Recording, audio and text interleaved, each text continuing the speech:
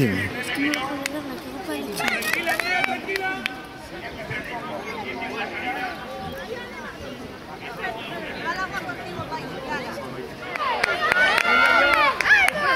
¡Corre por dentro, tía, por dentro!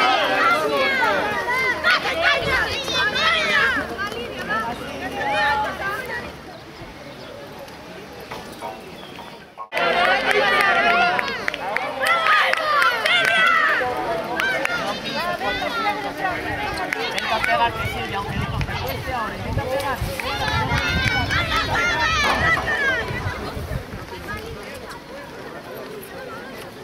¿Qué hago con él?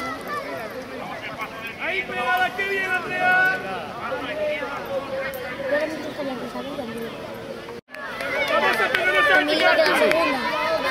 ¡A pegarnos a ella, tía, pegada, pegada! ¡Pegada, Andrea! También, porque bueno, así hago después. Silvia, lucha por ello, que la tercera se queda. Vamos, písalo un poco para girar la curva y la gira. Si no va, te no funciona, ¿eh? Vale.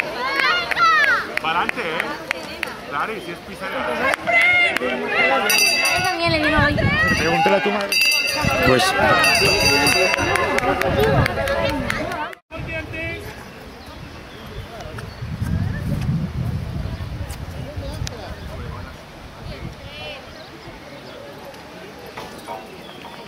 Trabaja los hombros, venga, que está.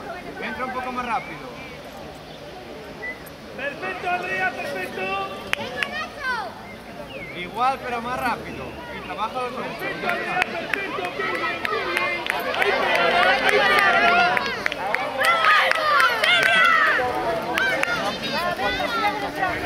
Intenta pegar que Silvia, aunque no te cueste ahora, intenta pegar.